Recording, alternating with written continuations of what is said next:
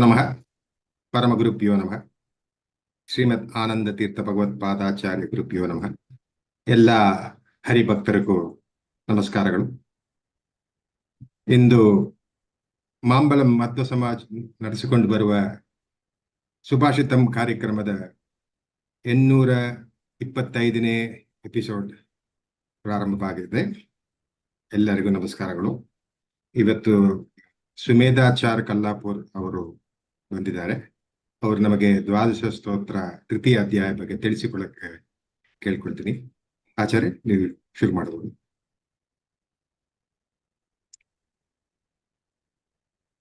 ಆಚಾರ್ಯ ಶುರು ಮಾಡ್ಬೋದು. ಆಚಾರ್ಯ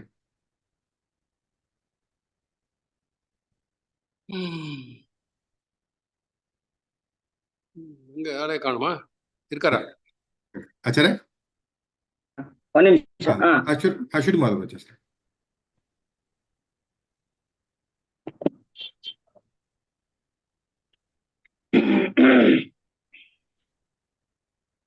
ಶ್ರೀ ಗುರುಭ್ಯೋ ನಮಃ. ಪರಮ ಗುರುಭ್ಯೋ ನಮಃ. ಶ್ರೀಮದಾನಂದ ತೀರ್ಥ ಭಗವತ್ಪಾದಾಚಾರ್ಯ ಗುರುಭ್ಯೋ ನಮಃ. ಹರಿ ಓಂ. ಸತ್ಯಜ್ಞಾನ ಸುಖ ಸ್ವರೂಪಮಮಲಂ ಕ್ಷೀರಾಬ್ಧಿ ಮಧ್ಯಸ್ಥಲಂ ಯೋಗಾರೂಢಮತಿ ಪ್ರಸನ್ನ ವದನಂ ಭೂಷಾ ಸಹಸ್ರೋಜ್ವಲಂ ತ್ರ್ಯಕ್ಷಂ ಚಕ್ರಪಿನಾಕಸಾಭಯವರಾನ್ ಬಿಭ್ರಾಣಮರ್ಕಚ್ಚವೀಂ ಛತ್ರೀಭೂತ ಫಣೀಂದ್ರಮಿಂದುಧವಲಂ ಲಕ್ಷ್ಮೀ ನೃಸಿಂಹಂ ಭಜೆ. ಯಸ್ಯಾ ಕಟಾಕ್ಷ ಮಾತ್ರೇಣ ಬ್ರಹ್ಮರುದ್ರೇಂದ್ರ ಪೂರ್ವಕಾಃ ಸುರಾ ಸ್ವೀಯ ಪದಾನ್ಯಾಪುಃ ಸಾ ಲಕ್ಷ್ಮೀರ್ಮೇ ಪ್ರಸೀದತು. ಬುದ್ಧಿರ್ಬಲಂ ಯಶೋಧೈರ್ಯಂ ನಿರ್ಭಯತ್ವಮರೋಗತಾ ಅಜಾಡ್ಯಂ ವಾಕ್ಪಟುತ್ವಂ ಚ ಹನುಮತ್ ಸ್ಮರಣಾತ್ ಭವೇತ್. ಭವತಿ ಯದನುಭಾವಾದೇಡಮೂಕೋऽಪಿ ವಾಗ್ಮಿ ಜಡಮತಿರಪಿ ಜಂತುರ್ಜಾಯತೆ ಪ್ರಾಜ್ಞಮೌಲಿಃ. ಸಕಲವಚನಚೇತೋ ದೇವತಾ ಭಾರತೀ ಸಾ ಮಮ ವಚಸಿ ನಿಧತ್ತಾಂ ಸನ್ನಿಧಿಂ ಮಾನಸೇ ಚ. ಯಸ್ಯ ವಾಕ್ಕಾಮಧೇನುರ್ನಃ ಕಾಮಿತಾರ್ಥಾನ್ ಪ್ರಯಚ್ಛತಿ ಸೇವೇತಂ ಜಯ ಯೋಗೀಂದ್ರಂ ಕಾಮಬಾಣಚ್ಚಿದಂ ಸದಾ. ಶ್ರೀ ಸತ್ಯಸಂಧ ಸಿಂಧುತ್ತಃ ಶ್ರೀ ಸತ್ಯವರಚಂದ್ರಮಾಃ ಪ್ರಾರ್ಥಿತಾರ್ಥಪ್ರದೋ ನಿತ್ಯಂ ಭೂಯಾಸ್ಯಾದಿಷ್ಟಸಿದ್ಧಯೇ. ಶ್ರೀ ಸತ್ಯವರದುಗ್ಧಾಬ್ಧೇ ಉತ್ಥಿತಾ ಜಗತೀತಲೆ ಸುಧಾ ಶ್ರೀ ಸತ್ಯಧರ್ಮಾಖ್ಯಾ ಪಾವಯೇತ್ ಸ್ಮರತಃ ಸತಃ. ಸತ್ಯಾಭಿಘ್ನಕರಾಬ್ಜೋತ್ಥಾನ್ ಪಂಚಾಶದ್ವರ್ಷ ಪೂಜಕಾನ್ ಸತ್ಯ ಪ್ರಮೋದ ತೀರ್ಥಾರ್ಯಾನ್ ನೋಮಿನ್ಯಾಯ ಸುಧಾರತಾನ್. ಶಾಸ್ತ್ರೇಷು ಪಾರದೃಶ್ವಾನಂ ಶಾಸ್ತ್ರಜ್ಞೇಷು ಚ ವತ್ಸಲಂ ದೀನಭಕ್ತೋದ್ಧಾರಕರಂ ಸತ್ಯಾತ್ಮಾನಂ ಗುರುಂ ಭಜೆ. ಆಪಾದಮೌಳಿಪರ್ಯಂತಂ ಗುರುಣಾಂ ಆಕೃತಿಂ ಸ್ಮರೇತ್ ತೇನ ವಿಘ್ನಾಃ ಪ್ರಣಶ್ಯಂತಿ ಸಿದ್ಧ್ಯಂತಿ ಚ ಮನೋರಥಾಃ. ಶುಭಾಂ ಧ್ಯಾಯಂತಿ ಯೇ ಕಾಮಾನ್ ಗುರುದೇವ ಪ್ರಸಾದಜಾನ್ ಇತರಾನ್ ಆತ್ಮಪಾಪೋತ್ಥಾನ್ ತೇಷಾಂ ವಿದ್ಯಾ ಫಲಿಷ್ಯತಿ. ಶ್ರೀ ಗುರುಭ್ಯೋ ನಮಃ. ಹರಿ ಓಂ.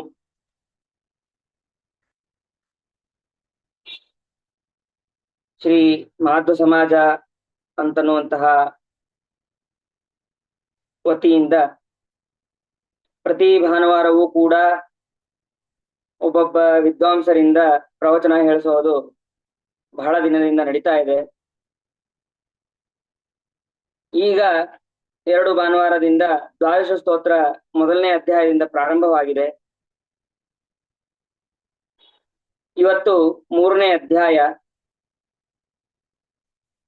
ಈ 3ನೇ ಅಧ್ಯಾಯದ ಚಿಂತನೆಯನ್ನ ಮಾಡುವ ಮೊದಲು ಸ್ವಲ್ಪ ದ್ವಾದಶ ಸ್ತೋತ್ರದ ಹಿನ್ನೆಲೆಯನ್ನ ತಿಳಿಯೋಣ. ಹಿಂದೆ ಬಂದವರು ಕೂಡ ಹೇಳಿರ್ತಾರೆ, ಆದರೂ ಕೂಡ ನನ್ನ ವಾಕ್ಶುದ್ಧಿಗಾಗಿ ದ್ವಾದಶ ಸ್ತೋತ್ರದ ಮಹಿಮೆ ಮತ್ತು ಇದರಲ್ಲಿ ಬರುವಂತಹ ವಿಷಯಗಳನ್ನ, ಇದರಿಂದ ಆಗುವಂತಹ ಉಪಾಯವನ್ನ ತಿಳಿಯೋಣ ಅಂತ ಹೇಳ್ತಾ ಪ್ರಾರಂಭ ಮಾಡೋಣ.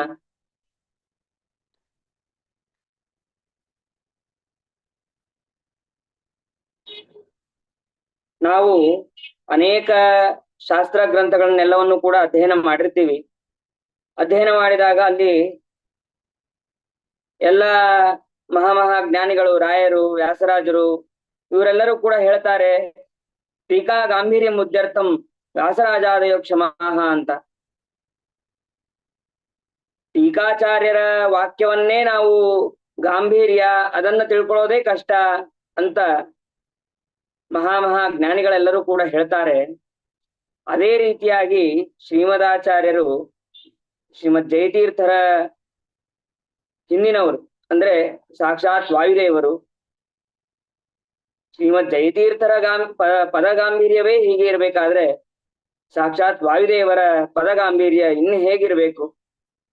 ಅತ್ಯದ್ಭುತವಾಗಿರುತ್ತೆ. ಅವರು ಮಾಡಿದಂತಹ ಅನೇಕ ಗ್ರಂಥಗಳಲ್ಲಿ ಕೆಲವೊಂದು ಶ್ಲೋಕ ರೂಪದಲ್ಲಿರುತ್ತೆ. ಆ ಶ್ಲೋಕದಲ್ಲಿ ಬಹಳಷ್ಟು ಅರ್ಥಗಳ ಗರ್ಭಿತವಾಗಿರುತ್ತೆ. ಅದು ತಿಳಿಯೋದಕ್ಕೆ ನಾವು ಟೀಕಾಚಾರ್ಯರ ವ್ಯಾಖ್ಯಾನವನ್ನ, ಟೀಕಾವನ್ನ ನಾವು ಅವರ ಟೀಕಾಚಾರ್ಯರ ವ್ಯಾಖ್ಯಾನಕ್ಕೆ ಮತ್ತೆ ರಾಯರ, ಯಾದವಾರ್ಯರ ಹೀಗೆ ವ್ಯಾಖ್ಯಾನಗಳನ್ನ ನಾವು ನೋಡ್ಬೇಕು. ಅಷ್ಟು ಶ್ರೀಮದಾಚಾರ್ಯರ ವಾಕ್ಯದಲ್ಲಿ ಗಾಂಭೀರ್ಯ ಅಂತ ಅನ್ನೋದು ಇರುತ್ತೆ ಅಂತ ಅನ್ನೋದು ನಮಗೆ ಗೊತ್ತಾಗತ್ತೆ. ಇನ್ನ ಈ ದ್ವಾದಶ ಸ್ತೋತ್ರ ಅಂತ ಅನ್ನೋದು ಬಹಳ ಅದ್ಭುತವಾದದ್ದು. ಒಂದೊಂದು ಶ್ಲೋಕಕ್ಕೆ ಅನೇಕ ಅರ್ಥಗಳನ್ನ ಹೇಳಬಹುದಂತಹ ಸ್ತೋತ್ರ ರೂಪವಾದಂತಹ ಇದು ದ್ವಾದಶ ಸ್ತೋತ್ರ. ಶ್ರೀಮದಾಚಾರ್ಯರು ಅನೇಕ ಗ್ರಂಥಗಳನ್ನ ಮಾಡಿದ್ದಾರೆ. 3 ಸ್ತೋತ್ರಗಳನ್ನ ಮಾಡಿದ್ದಾರೆ. ಒಂದು ನಖಸ್ತುತಿ, ಒಂದು ದ್ವಾದಶ ಸ್ತೋತ್ರ ಮತ್ತು ಕಂದುಕ ಸ್ತುತಿ ಅಂತ 3 ಸ್ತೋತ್ರಗಳನ್ನ ಮಾಡಿದ್ದಾರೆ. ಈ ದ್ವಾದಶ ಸ್ತೋತ್ರದ ವಿಶಿಷ್ಟ ಏನು ಅಂತಂದ್ರೆ, ಭಾಗವತದ 12 ಸ್ಕಂದಗಳನ್ನ ಈ 12 ಅಧ್ಯಾಯಗಳಲ್ಲಿ ತಿಳಿಸುವ ವಿಚಾರವನ್ನು ಕೂಡ ಈ ದ್ವಾದಶ ಸ್ತೋತ್ರದಲ್ಲಿ ಇದೆ. ಅಷ್ಟು ಅರ್ಥಗರ್ಭಿತವಾದದ್ದು ಈ ದ್ವಾದಶ ಸ್ತೋತ್ರ. ಈ ದ್ವಾದಶ ಸ್ತೋತ್ರದ ಇನ್ನೊಂದು ಮಹಿಮೆ ಏನು? ಕೇವಲ ನಾವೇನ್ ಅನ್ಕೊಂಡಿರ್ತೀವಿ, ಇದನ್ನ ನೈವೇದ್ಯ ಕಾಲದಲ್ಲಿ ಪಠಣ ಮಾಡಬೇಕು, ನೈವೇದ್ಯ ಕಾಲದಲ್ಲಿ ಅಷ್ಟೇ ಪಠಣ ಮಾಡಬೇಕು ಅಂತ ನಾವು ತಿಳಿದಿರ್ತೀವಿ. ಅದು ಹಾಗಲ್ಲ. ನೈವೇದ್ಯ ಕಾಲದಲ್ಲಿ ಪಠಣ ಮಾಡೋದು ಯಾಕೆ ಅಂತಂದ್ರೆ, ಆ ಅಡಿಗೆಯಲ್ಲಿ, ಪದಾರ್ಥಗಳಲ್ಲಿ ಏನಾದ್ರೂ ಒಂದ್ ಸ್ವಲ್ಪ ಕಲುಷಿತಗಳು, ದೋಷಗಳು, ವಿಷ ಈ ತರ ಏನಾದ್ರು ಇದ್ರೆ ಅದೆಲ್ಲವೂ ಕೂಡ ಪರಿಹಾರ ಆಗುವುದಕ್ಕಾಗಿ ದ್ವಾದಶ ಸ್ತೋತ್ರವನ್ನ ಹೇಳುವುದುಂಟು. ಹಾಗಾದ್ರೆ ಬೇರೆ ಸಮಯದಲ್ಲಿ ಹೇಳೋದ್ರಿಂದ ಏನು ಉಪಯೋಗ, ಏನು ಪ್ರಯೋಜನ ಅಂದ್ರೆ, ಕೇವಲ ಪದಾರ್ಥದಲ್ಲಿ ಅಡಿಗೆಯಲ್ಲಿರುವಂತಹ ವಿಷವನ್ನ ಪರಿಹಾರ ಮಾಡೋದಲ್ಲ ಇದು ದ್ವಾದಶ ಸ್ತೋತ್ರ. ಭಗವಂತನನ್ನ ಕೊಂಡಾಡುವಂತಹ ಸ್ತೋತ್ರ. ಒಂದೊಂದು ಅಧ್ಯಾಯದಲ್ಲಿ, ಒಂದೊಂದು ಶ್ಲೋಕದಲ್ಲಿ ಭಗವಂತನನ್ನ ವರ್ಣನೆ ಮಾಡುವಂತಹ ಸ್ತೋತ್ರ ಇದು. ಮತ್ತೆ ನಮ್ಮ ಕಾಮ, ಕ್ರೋಧ, ದೋಷ ಈ ಎಲ್ಲಾ ದೋಷಗಳನ್ನು ಕೂಡ ಪರಿಹಾರ ಮಾಡುವಂತಹ ಸ್ತೋತ್ರ ಈ ದ್ವಾದಶ ಸ್ತೋತ್ರವಾಗಿದೆ. ಇದನ್ನ ಪಠಣ ಮಾಡೋದ್ರಿಂದ ನಮ್ಮ ಎಲ್ಲಾ ರೀತಿಯಾದಂತಹ ದೋಷಗಳು ಪರಿಹಾರ ಆಗತ್ತೆ, ಭಗವಂತನ ಅನುಗ್ರಹವೂ ಕೂಡ ಆಗತ್ತೆ. 1ನೇ ಅಧ್ಯಾಯದಲ್ಲಿ ಆ ಭಗವಂತನ ಆಪಾದ ಮೌಲಿ ವರ್ಣನೆಯನ್ನ ಮಾಡಿದ್ದಾರೆ.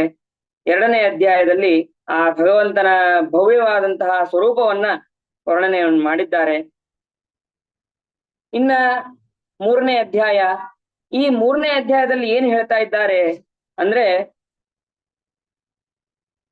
ಆ ಭಗವಂತನ ಮಹಿಮೆ ಮತ್ತು ಭಗವಂತನ ಬಗ್ಗೆ ಹೇಗೆ ನಾವು ಚಿಂತನೆಯನ್ನು ಮಾಡಬೇಕು, ಮತ್ತೆ ವೇದವ್ಯಾಸ ದೇವರು ಯಾವ ರೀತಿಯಾಗಿ ಸಿದ್ಧಾಂತವನ್ನ ನಿರ್ಮಾಣವನ್ನ ಮಾಡಿದ್ದಾರೆ ಸೂತ್ರ ರೂಪದಲ್ಲಿ, ಅದನ್ನೂ ಕೂಡ ಸಂಕ್ಷೇಪವಾಗಿ ಇಲ್ಲಿ ತಿಳಿಸ್ತಾ ಇದ್ದಾರೆ. ಹೀಗೆ ಎಲ್ಲ ಅಧ್ಯಾಯಗಳಲ್ಲೂ ಪ್ರತ್ಯೇಕವಾಗಿ ಆ ಭಗವಂತನ ಮಹಿಮೆಯನ್ನ ಮತ್ತು ಸಾರವನ್ನ ತಿಳಿಸ್ತಾ ಇದ್ದಾರೆ. ಈ 3ನೇ ಅಧ್ಯಾಯ ನನಗೆ ಕೊಟ್ಟಂತಹ ವಿಷಯ, ಈ 3ನೇ ಅಧ್ಯಾಯ. ಈ 3ನೇ ಅಧ್ಯಾಯದಲ್ಲಿ ಇನ್ನೊಂದು ವಿಷಯ ಏನು ಅಂತಂದ್ರೆ, ಆ ಕುರುಭುಂಶ್ವಚ ಅಂತನ್ನುವಂತಹ ಪ್ರಾರಂಭ. ಈ ಪದ್ಯದಿಂದ ಅಥವಾ ಈ ಅಧ್ಯಾಯದಿಂದ ಭಗವದ್ಗೀತೆಯ ಭಾಷ್ಯವಾದಂತಹ ಕರ್ಮಯೋಗದ ಸಾರ ಅಂತ ಕರೆಸ್ಕೊಳ್ಳುತ್ತೆ. ಮತ್ತೆ ಆ ಭಗವಂತನನ್ನ ಪುರುಷೋತ್ತಮ ಭಗವಂತನನ್ನ ಸ್ತೋತ್ರ ಮಾಡುವುದರಿಂದ ಇದು ಪುರುಷೋತ್ತಮ ಯೋಗದ ಸಾರವೂ ಆಗಿದೆ ಅಂತ ಅನ್ನೋದನ್ನ ಇಲ್ಲಿ ತಿಳಿಸ್ತಾರೆ. ಮತ್ತೆ ಇಲ್ಲಿ ಈ ಶ್ಲೋಕದ ಅಂದ್ರೆ ಸ್ತೋತ್ರದ ಆದಿಭಾಗ ವ ಅಂತ, ಕೊನೆಯ ಅಕ್ಷರ ದ ಅಂತ, ಆನಂದ ತೀರ್ಥ ಪರಾನಂದ ವರದ ಅಂತ ಕೊನೆಗೆ ಬರುತ್ತೆ 12ನೇ ಅಧ್ಯಾಯದ ಕೊನೆಗೆ. ಈ ವ ಮತ್ತೆ ದ ಇದರಿಂದ ನಮಗೆ ಏನ್ ತಿಳಿಸತ್ತೆ ಅಂತಂದ್ರೆ, ದ ಅಂತಂದ್ರೆ ಕೊಡುವುದು ಅಂತ ಅರ್ಥ. ಏನನ್ನ ಕೊಡುತ್ತ ಇದು ಅಂತಂದ್ರೆ, ವ ಅಂತಂದ್ರೆ ಅಮೃತ ಅಂತ ಅರ್ಥ. ಅಮೃತಕ್ಕೆ ಸಮಾನವಾದಂತಹ ಅಂದ್ರೆ ಅಮೃತಕ್ಕೆ ಸಮಾನವಾದದ್ದು ಅಂತಂದ್ರೆ ನಮ್ಮ ಎಲ್ಲಾ ರೀತಿಯಾದಂತಹ ವಿಷವನ್ನ ಪರಿಹಾರ ಮಾಡಿ ಅಮೃತವನ್ನ ಕೊಡುವಂತಹ ಸ್ತೋತ್ರ ಇದು ದ್ವಾದಶ ಸ್ತೋತ್ರ ಆಗಿದೆ ಅಂತ ಅನ್ನೋದನ್ನ ನಾವು ಇಲ್ಲಿ ತಿಳಿಯಬಹುದು.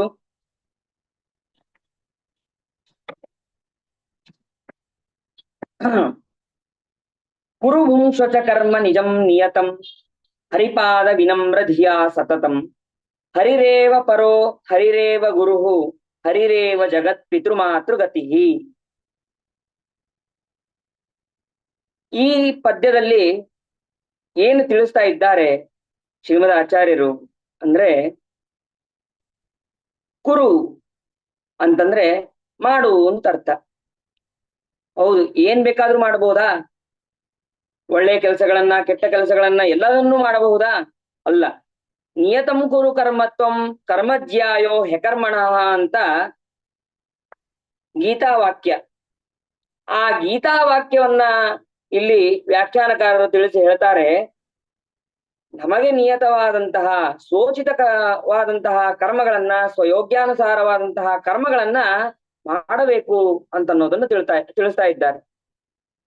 ಸರಿ, ಕರ್ಮ ಮಾಡಿದ್ರೆ ಸಾಕ? ಆ ಕರ್ಮದ ಫಲವನ್ನ ಉಣ್ಬೇಕೋ ಬೇಡವೋ ಅಂತಂದ್ರೆ ಭುಂಕ್ಷ್ವ. ಆ ಕರ್ಮದ ಫಲವನ್ನ ಯಾರು ಕರ್ಮವನ್ನ ಮಾಡಿರ್ತಾರೋ ಅವರೇ ಆ ಫಲವನ್ನ ಉಣ್ಣಬೇಕು ಅನ್ನೋದನ್ನು ಕೂಡ ಈ ಪದ್ಯದಲ್ಲಿ ನಮಗೆ ತಿಳಿಸ್ತಾ ಇದ್ದಾರೆ. ಸರಿ, ಕ್ರಮವಾಗಿ ನಾವು ತಿಳಿತಾ ಹೋಗೋಣ.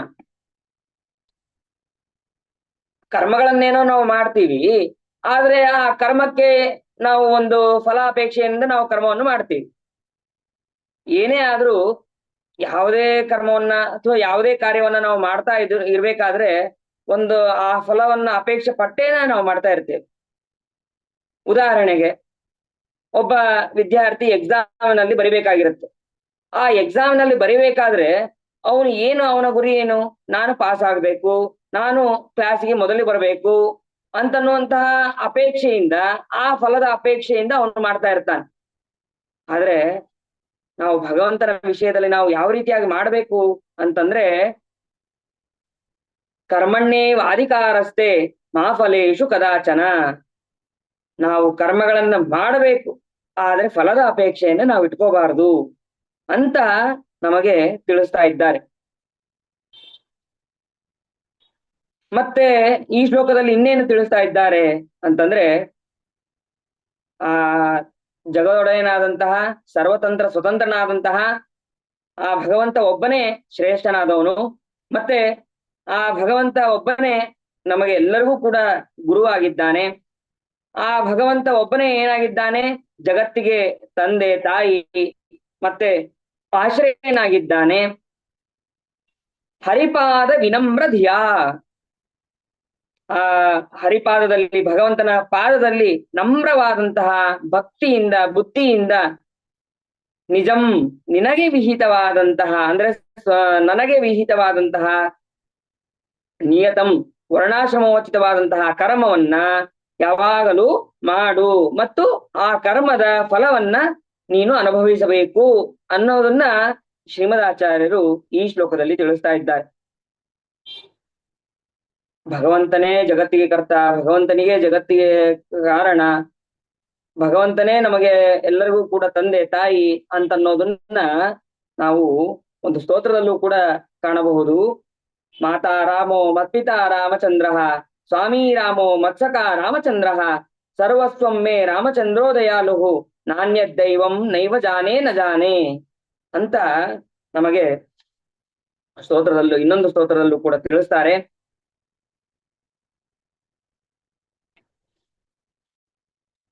ಆ ಭಗವಂತನೇ ಸರ್ವೋತ್ತಮ. ಮತ್ತೆ ಆ ಸನ್ಮಾರ್ಗವನ್ನ ನಮಗೆ ನಮ್ಮ ಗುರುಗಳ ಮುಖಾಂತರ ತೋರಿಸುವಂತಹ ಗುರುವು ಅವನೇ.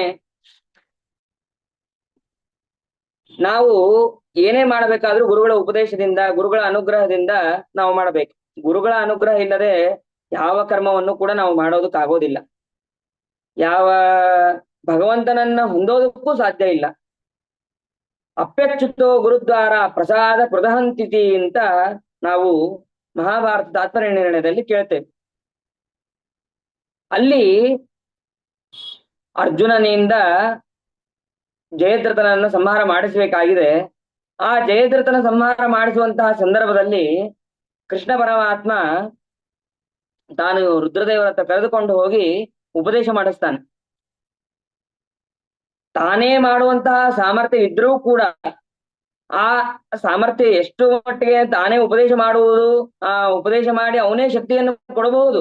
ಆದ್ರೂ ಕೂಡ ಅಲ್ಲಿ ಅರ್ಜುನನನ್ನ ರುದ್ರದೇವರ ಹತ್ರ ಕರೆದುಕೊಂಡು ಹೋಗಿ ಆ ರುದ್ರದೇವರ ಮುಖಾಂತರ ಉಪದೇಶವನ್ನು ಮಾಡಿಸ್ತಾನೆ.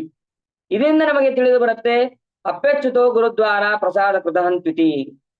ಏನೇ ಆಗ್ಬೇಕು ಅಂತಿದ್ರು ಅದೆಲ್ಲವೂ ಕೂಡ ಗುರುಗಳ ಮುಖಾಂತರನೇ ಆಗಬೇಕು ಅಂತನ್ನೋದು ನಮಗೆ ತಿಳಿದು ಬರುತ್ತೆ. ಆಮೇಲೆ ಇಲ್ಲಿ ಕೇವಲ ನೀನಷ್ಟೇ ಮಾಡೋದಲ್ಲ, ಕರ್ಮಗಳನ್ನ, ಸೋಚಿತವಾದಂತಹ ಕರ್ಮಗಳನ್ನ ನೀನಷ್ಟೇ ಮಾಡೋದಲ್ಲ, ನಿನ್ನವರಿಂದ ಕುರು ಅಂತ ಅನ್ನೋದಕ್ಕೆ ಕಾರಯ ಅಂತ ಅರ್ಥ. ಮಾಡಿಸುವು. ನೀನೊಬ್ನೇ ಮಾಡಿ ಆ ಭಗವಂತನ ಅನುಗ್ರಹಕ್ಕೆ ಪಾತ್ರನಾಗೋದು ಉಚಿತ ಅಲ್ಲ. ನಿನ್ನವರಿಂದ, ನಿನ್ನ ಬಂಧು ಬಳಗ ಇವರೆಲ್ಲರಿಂದನೂ ಕೂಡ ನೀನು ಮಾಡಿಸು ಅಂತನ್ನೋದನ್ನು ಕೂಡ ಇಲ್ಲಿ ತಿಳಿಸ್ತಾರೆ. ಯಾವ ರೀತಿಯಾಗಿ ನಾವು ಪ್ರಾರ್ಥ ಸಂಕಲ್ಪ ಗದ್ಯದಲ್ಲಿ ಕೇಳ್ತೀವಿ, ಕರಿಷ್ಯೆ ಕಾರಯಿಷ್ಯೆ ಚ ಅಂತ ಅಲ್ಲಿ ಪ್ರಾರ್ಥ ಸಂಕಲ್ಪ ಗದ್ಯದಲ್ಲಿ ನಾವು ಸಂಕಲ್ಪ ಮಾಡ್ತೇವೆ. ಹಾಗೆ ಶ್ರೀಮದಾಚಾರ್ಯರು ಕೂಡ ಇಲ್ಲಿ ತಿಳಿಸ್ತಾ ಇದ್ದಾರೆ, ಕುರು ಅಂತಂದ್ರೆ ಕೇವಲ ನೀನು ಮಾಡುವಂತ ಅರ್ಥ ಅಲ್ಲ, ನಿನ್ನವರಿಂದನೂ ಕೂಡ ನೀನು ಮಾಡಿಸು ಅಂತ ಅನ್ನೋದನ್ನ ನಮಗೆ ಇಲ್ಲಿ ತಿಳಿದು ಬರುತ್ತೆ. ಆಮೇಲೆ ಇಲ್ಲಿ ಪರಹ ಅಂತ ಅನ್ನೋದಕ್ಕೆ ಪೂರ್ಣನಾದವನು ಅಂತ ಅರ್ಥ, ಅಥವಾ ಪಾಲಕ ಅಂತನೂ ಅರ್ಥ. ರಕ್ಷಣೆಯನ್ನು ಮಾಡ್ತಾನೆ ಅಂತ. ಅಂದ್ರೆ ಪೂರ್ಣ ಅಂತಂದ್ರೆ ಗುಣ, ಅನಂತ ಕಲ್ಯಾಣ ಗುಣಗಳಿಂದ ಪೂರ್ಣನಾದವನು ಅಂತ ಅರ್ಥವನ್ನು ನಾವು ತಿಳಿಬಹುದು. ಪಾಲಕ, ಪರ ಅಂತ ಅನ್ನೋದಕ್ಕೆ ಪಾಲಕ ಅಂತ ಇಟ್ಕೊಂಡಾಗ ರಕ್ಷಕ, ರಕ್ಷಣೆಯನ್ನು ಮಾಡ್ತಾನೆ ಅಂತ ಅನ್ನೋದನ್ನು ಕೂಡ ತಿಳಿಬಹುದು. ಹೇಗೆ ಅಂತಂದ್ರೆ ಈ ಭಗವಂತ ರಮಾ ಬ್ರಹ್ಮಾದಿ ಚೇತನಗಳಿಗಿಂತಲೂ, ಸಕಲ ಚೇತನಗಳಿಗಿಂತಲೂ, ಸಕಲ ಜಡಗಳಿಗಿಂತಲೂ ಅವನೇನಾಗಿದ್ದಾನೆ, ಅತ್ಯಂತ ಭಿನ್ನನಾಗಿದ್ದಾನೆ. ಅವನು ಒಬ್ಬನೇ ಸರ್ವಸಮರ್ಥನಾದವನು, ಸರ್ವತಂತ್ರ ಸ್ವತಂತ್ರನಾದವನು, ಅವನೊಬ್ಬನೇ ನಮ್ಮನ್ನ ರಕ್ಷಣೆಯನ್ನು ಮಾಡೋನು ಅಂತ ಅನ್ನೋದನ್ನ ನಾವು ಇಲ್ಲಿ ತಿಳಿಯಬಹುದು. ಅದಾದ ಮೇಲೆ ಎರಡನೇ ಪದ್ಯ, ನತತೋಸ್ತ್ಯ ಪರಂ ಜಗದೀಡ್ಯತಮಂ ಪರಮಾತ್ಪರತಃ ಪುರುಷೋತ್ತಮತಃ ತದಲಂ ಬಹುಲೋಕ ವಿಚಿಂತನಯ ಪ್ರವಣಂ ಕುರುಮಾನಸ ಮೀಶ ಪದೇ. ಒಂದನೇ ಶ್ಲೋಕದಲ್ಲಿ ಭಗವಂತನ ಬಗ್ಗೆ ಸರ್ವೋತ್ತಮತ್ವ ಮತ್ತು ಗುಣಗಳನ್ನ ನಾವು ತಿಳಿದ್ವಿ. ಇಲ್ಲಿ ಏನ್ ಹೇಳ್ತಾ ಇದ್ದಾರೆ ಅಂತಂದ್ರೆ, ಜಗತ್ತಿನಲ್ಲಿ ಒಂದು ಶ್ರೇಷ್ಠವಾದದ್ದು ಒಂದು ವಸ್ತು ಇರುತ್ತೆ. ಆ ಶ್ರೇಷ್ಠವಾದಂತಹ ವಸ್ತುಗಿಂತಲೂ ಇನ್ನೊಂದು ವಸ್ತು ಇರುತ್ತೆ, ಅದು ಭಾರಿ ಶ್ರೇಷ್ಠ, ಸುವರ್ಣ. ಆ ಸುವರ್ಣಕ್ಕಿಂತಲೂ ವಜ್ರ ಶ್ರೇಷ್ಠ. ಹಾಗೆ ಈ ಅತ್ಯುತ್ತಮವಾದದ್ದಕ್ಕಿಂತಲೂ ಶ್ರೇಷ್ಠನಾದಂತಹ ವ್ಯಕ್ತಿ ಯಾರು ಅಂತಂದ್ರೆ ಪುರುಷೋತ್ತಮನಾದಂತಹ ಶ್ರೀಹರಿ. ಅವನಿಗಿಂತ ಬೇರೆ ಯಾರು ಶ್ರೇಷ್ಠರು ಅಂತ ಅನ್ನೋದು ಇಲ್ಲವೇ ಇಲ್ಲ, ಇಡೀ ಜಗತ್ತಿನಲ್ಲಿ ಇಲ್ಲ. ಆದ್ದರಿಂದ ನಾವೇನ್ ಮಾಡ್ಬೇಕು, ಅತಿಯಾದಂತಹ ಈ ಲೌಕಿಕವಾದಂತಹ ಚಿಂತನೆಯನ್ನ ಬಿಟ್ಟು, ಆ ಚಿಂತನೆಯನ್ನ ಮಾಡದೇನೆ ಈಶ ಪದೇ, ಆ ಭಗವಂತನ ಪಾದಕಮಲಗಳಲ್ಲಿ ಮನಸ್ಸನ್ನ ಇಟ್ಟು ಭಕ್ತಿಯನ್ನ ಪೂರ್ವಕವಾಗಿ ನಾವು ಇಡಬೇಕು ಅಂತನ್ನೋದನ್ನ ಈ ಶ್ಲೋಕದಲ್ಲಿ ತಿಳಿಸ್ತಾ ಇದ್ದಾರೆ.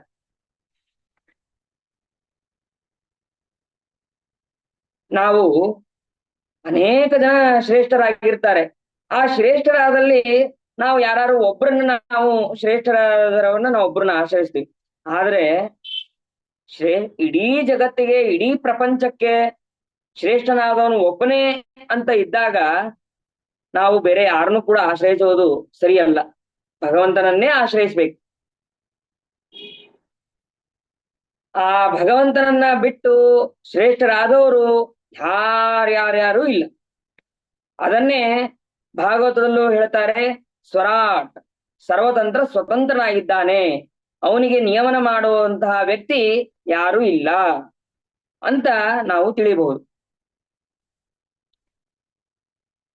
ಸರಿ, ಭಗವಂತನನ್ನ ಭಕ್ತಿಯಿಂದ ಮನಸ್ಸನ್ನ ಭಗವಂತನಲ್ಲಿ ಇಟ್ಟು ನಾವು ಆರಾಧಿಸಬೇಕು ಅಂತ ಏನೋ ಹೇಳಿದ್ರಿ. ಆದ್ರೆ ಯಾವ ರೀತಿಯಾದಂತಹ ಭಗವಂತನನ್ನ ಧ್ಯಾನ ಮಾಡ್ಬೇಕು ನಾವು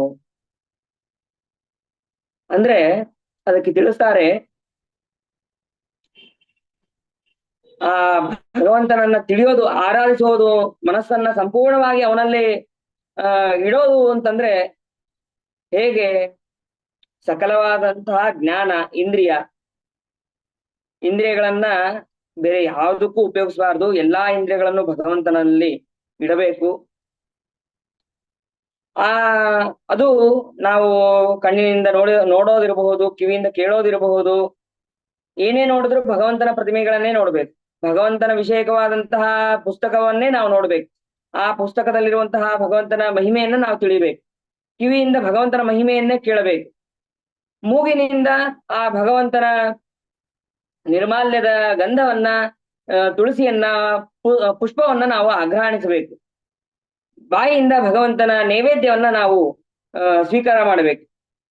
ಹೀಗೆ ಮಾಡಿದರೆ ಮಾತ್ರ ಆ ಭಗವಂತ ನಮಗೆ ಮೋಕ್ಷವನ್ನ ಕೊಡ್ತಾನೆ. ಮೋಕ್ಷವನ್ನ ಕೊಡುವಂತಹ ಭಗವಂತನನ್ನ ನಾವು ಏಕಾಗ್ರ ಚಿತ್ತೆಯಿಂದ ನಾವು ಭಗವಂತನ ಇಲ್ಲಿ ಧ್ಯಾನವನ್ನ ಮಾಡಬೇಕು ಅಂತ ಅನ್ನೋದನ್ನು ಕೂಡ ಇಲ್ಲಿ ತಿಳಿಸ್ತಾ ಇದ್ದಾರೆ. ಆಮೇಲೆ ಬಹುಲೋಕ ಚಿಂತನೆಯ ಅಂತ ಒಂದು ವಾಕ್ಯ ಇದೆ, ಒಂದು ಶಬ್ದ. ಇದಕ್ಕೆ ಏನು ಅರ್ಥ ಅಂತಂದ್ರೆ,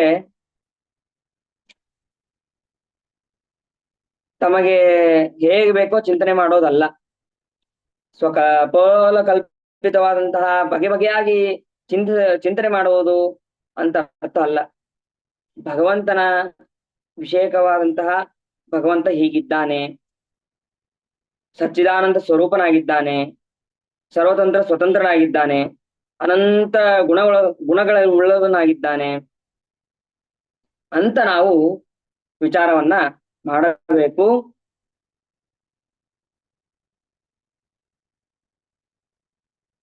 ಆಮೇಲೆ ಈಶಪದೆ ಅಂತನ್ನುವಂತಹ ಒಂದು ಪದ ಇದೆ. ಈಶಪದೆ ಅಂತಂದ್ರೇನು? ಭಗವಂತನ ಪಾದದಲ್ಲಿ ಅಂತ ಅನ್ನೋದು ಒಂದು ಅರ್ಥ ಸರಿ. ಅದ್ರ ಜೊತೆಗೆ ಇನ್ನೊಂದು ಅರ್ಥ, ಈಶ ಪದ ಭಗವಂತನ ಅವತಾರವಾದಂತಹ ವೇದವ್ಯಾಸ ದೇವರ ಅವತಾರದಲ್ಲಿ ಅನೇಕ ಗ್ರಂಥಗಳನ್ನ ರಚನೆ ಮಾಡಿದ್ದಾನೆ ಭಗವಂತ. ಆ ರಚನೆ ಮಾಡಿದಂತಹ ಪದಗಳನ್ನ ನಾವು ಸರಿಯಾಗಿ ತಿಳಿಯಬೇಕು ಅಂತ ಅನ್ನೋದು ಕೂಡ, ಆ ಭಗವಂತನ ಪದಗಳನ್ನ ನಾವು ಸರಿಯಾಗಿ ತಿಳಿಯೋದ್ರಿಂದ ನಮಗೇನಾಗತ್ತೆ?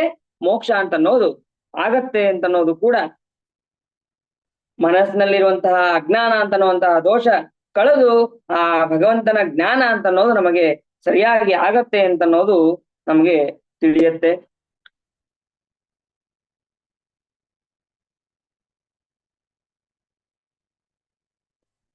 ಅದಾದ ಮೇಲೆ ಯತತೋಪಿ ಹರೇ ಪದ ಸಂಸ್ಮರಣೆ ಸಕಲಂ ಹ್ಯಗಮಾಶು ಲಯಂ ವ್ರಜತಿ ಸ್ಮರತಸ್ತು ವಿಮುಕ್ತಿ ಪದಂ ಪರಮಂ ಸ್ಫುಟಮೇಷ್ಯತಿ ತತ್ ಕಿಮುಪಾಕ್ರಿಯತೆ.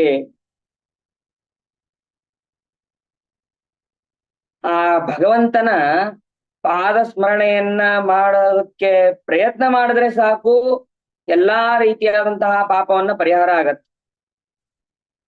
ಪ್ರಯತ್ನ ಮಾಡೋದ್ರಿಂದನೇ ಇಷ್ಟು ಫಲ ಇರಬೇಕಾದ್ರೆ, ನಮ್ಮೆಲ್ಲಾ ಪಾಪಗಳ ಪರಿಹಾರ ಆಗ್ಬೇಕಾದ್ರೆ ಪೂರ್ಣವಾಗಿ ಭಗವಂತನನ್ನ ಧ್ಯಾನ ಮಾಡೋರಿಗಂತೂ ಏನ್ ಹೇಳ್ಬೇಕು, ನಿಶ್ಚಿತವಾಗಿ ಮೋಕ್ಷ ಹೊಂದತ್ತೆ ಅಂತ ಅನ್ನೋದು ನಮಗೆ ತಿಳಿದು ಬರುತ್ತೆ. ಅದನ್ನ ಈ ಶ್ಲೋಕದಲ್ಲಿ ಹೇಳ್ತಾ ಇದ್ದಾರೆ. ಭಗವಂತನ ಪಾದಸ್ಮರಣೆಯನ್ನ ಮಾಡುವಂತಹ ಪ್ರಯತ್ನ ಮಾಡಿದ್ರೇನೆ ಫಲ ಇರಬೇಕಾದ್ರೆ, ಮೋಕ್ಷ ಸಿಗಬೇಕಾದ್ರೆ, ಇದನ್ನ ಭಗವಂತನ ಸ್ಮರಣೆ ಮಾಡುವಂತಹ ಸಣ್ಣ ಉಪಾಯವನ್ನ ನಾವು ಯಾಕೆ ಬಿಡಬೇಕು? ಅದನ್ನ ಸ್ಫುಟಮೇಷ್ಯತಿ ತತ್ ಕಿಮುಪಾಕ್ರಿಯತೆ ಅಂತ ಅನ್ನೋದ್ರಿಂದ ಶ್ರೀಮದ್ ಆಚಾರ್ಯರು ನಮಗೆ ತಿಳಿಸ್ತಾ ಇದ್ದಾರೆ. ಅಜಾಮಿಳ ಅವನು ಅಂತ್ಯಕಾಲ, ಅವನಿಗೆ ಏನು ಮಾಡೋದು ಗೊತ್ತಾಗಿಲ್ಲ. ಆ ಸಮಯದಲ್ಲಿ ಅಲ್ಲಿದ್ದಂತಹ ತನ್ನ ಮಗನ ನಾಮವನ್ನ ನಾರಾಯಣ ಅಂತ ಇಟ್ಟಿದ್ದ. ಅದರಿಂದ ಅವನು ನಾರಾಯಣ ಅಂತ ಕರೆದ, ಪ್ರಯತ್ನ ಮಾಡಿದ. ಪ್ರಯತ್ನ ಮಾಡುವುದರ ಜೊತೆಗೆ ಅವನಿಗೆ ಹಿಂದಿನ ಸ್ಮರಣೆಯೂ ಕೂಡ ಬಂತು, ಭಗವಂತನ ಸ್ಮರಣೆಯೂ ಕೂಡ ಅವನಿಗೆ ಬಂದಿರೋದ್ರಿಂದ ಅವನಿಗೆ ಶ್ರೇಷ್ಠವಾದಂತಹ ಗತಿ ಅಂತ ಅನ್ನೋದು ಆಗಿದೆ ಅಂತ ಅನ್ನೋದು ನಾವು ಭಾಗವತಾದಿಗಳಲ್ಲಿ ಕೇಳ್ತೇವೆ. ಹಾಗೆ ಕೇವಲ ಸ್ಮರಣೆ ಮಾಡಿದ್ರೆ ಸಾಕ? ಭಕ್ತಿಯಿಂದ ಮಾಡ್ಬೇಕಲ್ವಾ? ಯಾಕೆ ಅಂದ್ರೆ ರಾವಣ, ಕುಂಭಕರ್ಣ ಅವರೆಲ್ಲರೂ ಕೂಡ ಸ್ಮರಣೆ ಮಾಡ್ತಾ ಇದ್ರು. ಯಾವಾಗ ರಾಮನನ್ನ ನಾನು ಹೊಡಿತೀನಿ, ಯಾವಾಗ ರಾಮದೇವರನ್ನ ನಾನು ಶಿಕ್ಷೆ ಕೊಡ್ತೀನಿ, ತೊಂದರೆ ಕೊಡ್ತೀನಿ, ಈ ರೀತಿಯಾಗಿ ಅವನು ವಿಚಾರ ಮಾಡ್ತಾ ಇದ್ದ, ಸ್ಮರಣೆ ಮಾಡ್ತಾ ಇದ್ದ. ಹಾಗಾದ್ರೆ ಅವನಿಗೆ ಪುಣ್ಯ ಇದೆಯಾ, ಮೋಕ್ಷ ಇದೆಯಾ ಅಂತಂದ್ರೆ ಸರ್ವಥಾ ಅಲ್ಲ. ಅವನಲ್ಲಿರುವಂತಹ ಸಜ್ಜೀವಿಗೆ, ವಿಜಯರಿಗೆ ಮೋಕ್ಷ ಅಂತ ಅನ್ನೋದಿದೆ. ಯಾಕೆ ಅಂತಂದ್ರೆ ಅವರು ಒಳ್ಳೆ ವಿಚಾರದಿಂದ, ಭಕ್ತಿಯಿಂದ ಅವರು ಭಗವಂತನನ್ನ ಧ್ಯಾನ ಮಾಡಿರ್ತಾರೆ. ಆದರೆ ಭಕ್ತಿಯಿಂದ ಏನಾದ್ರೂ ಭಗವಂತನ ಸ್ಮರಣೆಯನ್ನ ಪ್ರಯತ್ನ ಪೂರ್ವಕವಾಗಿ ನಾವು ಮಾಡಿದ್ದೇ ಆದರೆ ಆ ಭಗವಂತ ನಮಗೆ ಅನುಗ್ರಹ ಮಾಡೋದ್ರಲ್ಲಿ ಸಂದೇಹವಿಲ್ಲ ಅಂತ ಅನ್ನೋದನ್ನು ಕೂಡ ಇಲ್ಲಿ ತಿಳಿಬೇಕು. ಯಾಕೆ ಅಂತಂದ್ರೆ ನಾವು ಮಾಡುವಂತಹ ಸಣ್ಣ ಕರ್ಮದಿಂದ, ಸಣ್ಣ ಧರ್ಮದಿಂದ ನಮಗೆ ಮಹತ್ತರವಾದಂತಹ ಭಯ ಅಂತ ಅನ್ನೋದು ನಾಶ ಆಗತ್ತೆ. ಸ್ವಲ್ಪ ಮಪ್ಯಸ್ಯ ಧರ್ಮಸ್ಯ ತ್ರಾಯತೆ ಮಹತೋ ಭಯಾತ್ ಅಂತನ್ನುವಂತಹ ಗೀತಾ ವಾಕ್ಯವು ಕೂಡ ಇಲ್ಲಿ ತಿಳಿಸತ್ತೆ. ಅದಾದ ಮೇಲೆ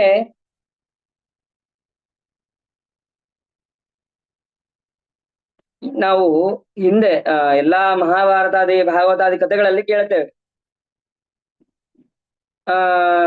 ಬ್ರಹ್ಮನನ್ನ ಕುರಿತು ತಪಸ್ಸು ಮಾಡ್ತಾರೆ, ರುದ್ರದೇವರನ್ನ ಕುರಿತು ತಪಸ್ಸನ್ನು ಮಾಡ್ತಾರೆ, ಇಂದ್ರಾದಿ ದೇವತೆಗಳನ್ನ ಕುರಿತು ತಪಸ್ಸನ್ನು ಮಾಡ್ತಾರೆ.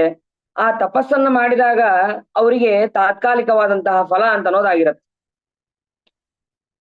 ಈ ಹಿರಣ್ಯಕಶಿಪು ಅವನು ಬ್ರಹ್ಮದೇವರನ್ನ ಕುರಿತು ತಪಸ್ಸನ್ನ ಮಾಡಿದಾಗ ಅವನಿಗೇನು, ನಾನು ಮರಣವನ್ನು ಹೊಂದಬಾರದು, ನನಗೆ ಯಾವ ರೀತಿಯಾದ ಮರಣ ಅಂತ ಅನ್ನೋದು ಬರಬಾರ್ದು, ಈ ರೀತಿಯಾಗಿ ಅವನು ವರಗಳನ್ನ ಬೇಡಿದ್ದ.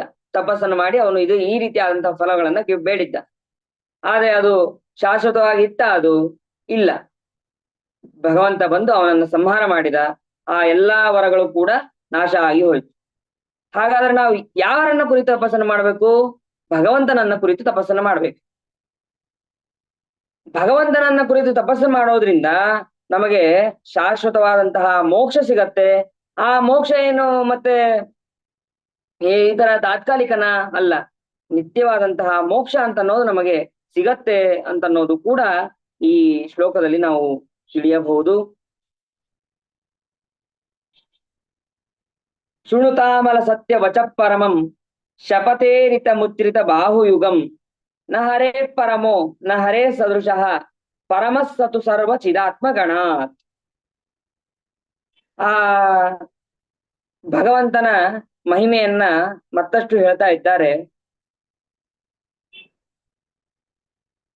ಎಲ್ಲರೂ ಕೇಳ್ರಿ ಶೃಣುತ ಏನು ಅಂತಂದ್ರೆ ಬರೀ ಕೇಳೋದಷ್ಟೇ ಅಲ್ಲ, ಆ ಕೇಳಿ ಅನುಷ್ಠಾನವನ್ನ ಮಾಡ್ರಿ. ಎರಡೂ ಕೈಗಳನ್ನ ಮೇಲೆ ಎತ್ತಿ ಶಪಥಪೂರ್ವಕವಾಗಿ ಹೇಳುವಂತಹ ಮಾತು ಏನು? ಸರ್ವಶ್ರೇಷ್ಠವಾದಂತಹ, ನಿರ್ಮಲವಾದಂತಹ, ಸತ್ಯವಾದಂತಹ ಮಾತನ್ನ ಎಲ್ಲರೂ ಕೂಡ ಕೇಳ್ರಿ. ಆ ಭಗವಂತನಿಗಿಂತ ಶ್ರೇಷ್ಠನಾದವನು, ಉತ್ತಮನಾದವನು ಸರ್ವಥಾ ಇಲ್ಲ. ಹರೇಹೇ ಶ್ರೀಹರಿಗೆ ಸದೃಶನಾದವನು ಕೂಡ ಇನ್ನೊಬ್ಬ ವ್ಯಕ್ತಿ ಇಲ್ಲ. ಆ ಭಗವಂತನಿಗೆ ಭಗವಂತನೇ ಸದೃಶ, ಆ ಶ್ರೀಹರಿಗೆ ಶ್ರೀಹರಿಯೇ ಸದೃಶ. ಅವನಾದ್ರೂ ಕೂಡ ಏನಾಗಿದ್ದಾನೆ, ಸಕಲ ಜಡ ಚೇತನ ಇದೆಲ್ಲಾ ಸಮೂಹಕ್ಕಿಂತಲೂ ಅವನು ಅತ್ಯಂತ ಶ್ರೇಷ್ಠನಾಗಿದ್ದಾನೆ ಅಂತ ಅನ್ನೋದನ್ನ ಈ ಶ್ಲೋಕದಲ್ಲಿ ತಿಳಿಸ್ತಾ ಇದ್ದಾರೆ. ಸರಿ, ಇಲ್ಲಿ ಒಂದು ನಾವು ತಿಳ್ಕೊಬೇಕು. ಏನು ಅಂತಂದ್ರೆ, ಯಾರೋ ಒಬ್ರು ಒಂದು ಮಾತು ಹೇಳ್ತಾ ಇರ್ತಾರೆ, ಸತ್ಯವಾದದ್ದನ್ನ ಹೇಳ್ತಾ ಇದ್ದೀನಿ, ಅದನ್ನ ಕೇಳು. ಅದನ್ನ ಕೇಳು ಅಂತಂದಾಗ ಅದು ಬಹಳ ಪ್ರಾಮುಖ್ಯತೆ ಇದೆ ಅಂತ ಅನ್ನೋದು ನಮಗ್ ಗೊತ್ತಾಗುತ್ತೆ. ಬರೀ ಸತ್ಯ ಅಷ್ಟೇ ಅಲ್ಲ, ಸತ್ಯಂ ಸತ್ಯಂ ಪುನಃ ಸತ್ಯಂ. ನಾನು ಸತ್ಯ, ಇದು ಸತ್ಯ, ಇದು ಸತ್ಯ, ಇದು ಸತ್ಯ ಅಂತೇಳಿ ಮೂರ್ ಸತ್ಯ ಅವನು ಸತ್ಯವನ್ನ ಹೇಳ್ತೇನೆ ಹೇಳ್ತೇನೆ ಅಂತ ಹೇಳಿದಾಗ ಅದು ಬಹಳ ಪ್ರಾಮುಖ್ಯತೆ ಉಳ್ಳದ್ದು ಅಂತ ಅರ್ಥ ಆಗುತ್ತೆ. ಅಷ್ಟೇ ಅಲ್ಲ, ನಾನು ಶಪಥಪೂರ್ವಕವಾಗಿ ಹೇಳ್ತಾ ಇದ್ದೇನೆ ಇದು ಸತ್ಯವಾದದ್ದು ಅಂತ ಅವನು ಹೇಳಿದ್ರೆ ಅದಕ್ಕೆ ಇನ್ನಷ್ಟು ಪ್ರಾಮುಖ್ಯತೆ ಜಾಸ್ತಿ ಇರುತ್ತೆ. ಅವನು ಶಪಥಪೂರ್ವಕವಾಗಿ ಹೇಳೋದು ಮತ್ತೆ ಸತ್ಯವನ್ನೇ ಹೇಳೋದು, ಇದನ್ನ ಅಷ್ಟೇ ಅಲ್ಲ, ನಾನು ಎರಡೂ ಕೈಗಳನ್ನ ಮೇಲೆ ಎತ್ತಿ ಹೇಳ್ತೇನೆ ಇದು ಸತ್ಯವಾದದ್ದು. ಸತ್ಯವಾದದ್ದು ಏನದು ಅಂತಂದ್ರೆ ಭಗವಂತನೇ ಸರ್ವೋತ್ತಮ, ಭಗವಂತನ ಬಿಟ್ಟು ಬೇರೆ ಯಾರೂ ಕೂಡ ಸರ್ವೋತ್ತಮರಲ್ಲ ಅಂತ ಅನ್ನೋದನ್ನ ನಾವು ಇಲ್ಲಿ ತಿಳಿಬಹುದು.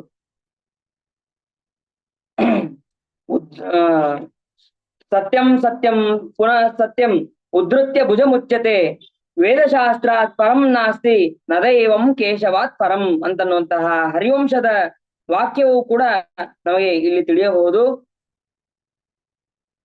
ಎರಡೂ ಕೈಗಳನ್ನ ಹೇಳಿ ಎತ್ತಿ ನಾವು ಹೇಳ್ತೇವೆ, ವೇದಶಾಸ್ತ್ರಕ್ಕಿಂತ ಶ್ರೇಷ್ಠವಾದದ್ದು ಯಾವುದು ಇಲ್ಲ, ಭಗವಂತನಿಗಿಂತ ಉತ್ತಮನಾದಂತಹವನು ಇನ್ನೊಬ್ಬ ವ್ಯಕ್ತಿ ಇಲ್ಲ ಅಂತ ಅನ್ನೋದನ್ನ ಆ ಹರಿವಂಶದ ವಾಕ್ಯವು ಕೂಡ ನಮಗೆ ತಿಳಿಸುತ್ತೆ. ಅದೇ ರೀತಿಯಾಗಿ ನಮಗೆ ಐತರೇಯ ಭಾಷೆಯೂ ಕೂಡ ತಿಳಿಸುತ್ತೆ. ಸದೇವ ಸತ್ಯಮಿತ್ಯುಕ್ತಂ ಸತ್ಯೋ ವಾಯುರ್ದಾವೃತ ಅಂತನ್ನುವಂತಹ ಐತರೇಯ ಭಾಷ್ಯ ಅದು ಕೂಡ ನಮಗೆ ತಿಳಿಸುತ್ತೆ. ಸರ್ವಸಾಧು ಗುಣತ್ವಾತ್ತು ವಾಯು ಸತ್ಯ ಇತೀರ್ಯತೆ. ಸತ್ಯ ಅಂತಂದ್ರೆ ವಾಯುದೇವರು ಅಂತನೋ ಅರ್ಥವೂ ಕೂಡ ಇದೆ. ಯಾಕೆ ಅಂತಂದ್ರೆ ಸತ್ಯಲೋಕದ ಅಧಿಪತಿ ಬ್ರಹ್ಮ ವಾಯು. ಆದ್ದರಿಂದ ಈ ತಾವು ಅವತಾರ ಮಾಡಿದಂತಹ ಮಧ್ವಾಚಾರ್ಯ ಅವತಾರರಾದಂತಹ ವಾಯುದೇವರು ಈ ಮಾತನ್ನ ಹೇಳ್ತಾ ಇದ್ದಾರೆ, ಇದು ಸತ್ಯವಾದಂತಹ ಮಾತು, ನಮ್ಮ ಶ್ರೀಹರಿಯೇ ಸರ್ವೋತ್ತಮ ಅಂತ ಅನ್ನೋದನ್ನ ಅವರು ಹೇಳ್ತಾ ಇದ್ದಾರೆ ಅಂತ ಅನ್ನೋದನ್ನ ಇಲ್ಲಿ ತಿಳಿಯಬಹುದು. ಮತ್ತೆ ಆ ವಾಯುದೇವರು ಕೂಡ ಅಜ್ಞಾನಾದಿ ದೋಷ ರಹಿತರು ಅಂತ ಅನ್ನೋದು ಕೂಡ ಇಲ್ಲಿ ನಾವು ತಿಳಿಯಬಹುದು. ಅದಾದ ಮೇಲೆ ಯದಿ ನಾಮ ಪರೋ ನ ಭವೇತ್ ಸ ಹರಿಹಿ ಕಥಮಸ್ಯ ವಶೇ ಜಗದೇ ತದಭೂತ್. ಯದಿ ನಾಮ ನತಸ್ಯ ವಶೇ ಸಕಲಂ ಕಥಮೇವತು ನಿತ್ಯ ಸುಖಂ ನ ಭವೇತ್. ಒಂದು ವೇಳೆ ಈ ಜಗತ್ತೇನಾದ್ರೂ ಭಗವಂತನ ಅಧೀನ ಆಗಿಲ್ಲ ಅಂತ ಆಗಿದ್ರೆ, ಭಗವಂತನ ಅಧೀನದಲ್ಲಿ ಇಲ್ಲ ಅಂತ ಆಗಿದ್ರೆ, ಅವಾಗ ಈ ಜಗತ್ತೆಲ್ಲ ಹೇಗೆ ಅವನ ಅಧೀನದಲ್ಲಿ ಇರ್ತಿತ್ತು?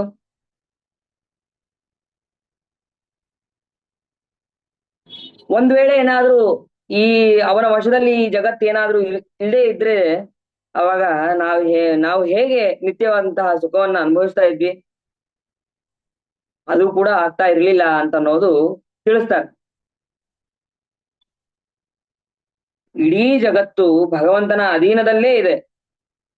ಭಗವಂತನ ಅಧೀನ ಬಿಟ್ಟು ಬೇರೆ ಯಾರ್ದೋ ಕೈಯಲ್ಲಿ ಇತ್ತು ಅಂತಂದ್ರೆ ಅವಾಗ ನಾವು ಇಷ್ಟು ಸುಖವಾಗಿ ಇರೋದಕ್ಕಂತೂ ಸಾಧ್ಯ ಆಗ್ತಾ ಇರಲಿಲ್ಲ. ಅದನ್ನ ಈ ಶ್ಲೋಕದಲ್ಲಿ ನಮಗೆ ತಿಳಿಸ್ತಾ ಇದ್ದಾರೆ. ನಾವ್ ಯಾವಾಗಲೂ ಕೂಡ ಸುಖಮೇವ ಮೇ ಸ್ಯಾತ್ ದುಃಖಂ ಮನಾಗಪಿ ಮಾ ಭೂತ್. ಎಲ್ಲರ ಅಪೇಕ್ಷೆ ಏನು? ನಮಗೆ ಸುಖ ಒಂದೇ ಇರ್ಲಪ್ಪ, ದುಃಖ ಅಂತ ಅನ್ನೋದು ಬೇಡವಾ? ಸರ್ವತಾ ಬೇಡ, ಯಾವಾಗ್ಲೂ ಸುಖವಾಗಿರ್ಬೇಕು ಅಂತ ನಾವು ಅಪೇಕ್ಷೆನ ಪಡ್ತೇವೆ. ಆದ್ರೆ ನಾವು ಅಪೇಕ್ಷೆಯನ್ನ ಪಟ್ಟ ಹಾಗೆ ನಾವು ಆಗ್ತಾ ಇತ್ತು, ನಮ್ಮ ಅಧೀನದಲ್ಲಿದ್ದಾಗ ಏನಾದ್ರು ಆಗ್ತಾ ಇತ್ತು ಅಂತಂದ್ರೆ ಅಪೇಕ್ಷೆಗೆ ಅರ್ಥನೇ ಇರೋದಿಲ್ಲ. ನಮ್ಮ ಅಧೀನದಲ್ಲಿ ಏನಾದ್ರು ಇತ್ತು ಅಂತಂದ್ರೆ ಅವಾಗ ನಾವು ಅಪೇಕ್ಷೆ ಪಟ್ಟಿದ್ದೆಲ್ಲ ಆಗ್ಬೇಕಾಗ್ತಿತ್ತು. ಈಗ ಹಾಗಾಗೋದಿಲ್ಲ. ಯಾಕೆ ಅಂತಂದ್ರೆ ಎಲ್ಲವೂ ಕೂಡ ಇಡೀ ಜಗತ್ತು ಏನಾಗಿದೆ, ಭಗವಂತನ ಅಧೀನದಲ್ಲಿದೆ. ಅದನ್ನ ನಾವು ತಿಳಿಯಬೇಕು. ಅದೆಲ್ಲರಿಗೂ ಕೂಡ ಗೊತ್ತಾಗತ್ತೆ. ನಾವು ಸ್ವತಂತ್ರರಲ್ಲ, ನಾವು ಅಸ್ವತಂತ್ರರು, ಭಗವಂತನ ಅಧೀನರು ಅಂತ ಅನ್ನೋದು ನಾವು ಕ್ಷಣ ಕ್ಷಣಕ್ಕೆ ನಾವು ಯೋಚನೆ ಮಾಡ್ತಾ ಇರಬಹುದು, ಗೊತ್ತಾಗತ್ತೆ ನಮಗೆ.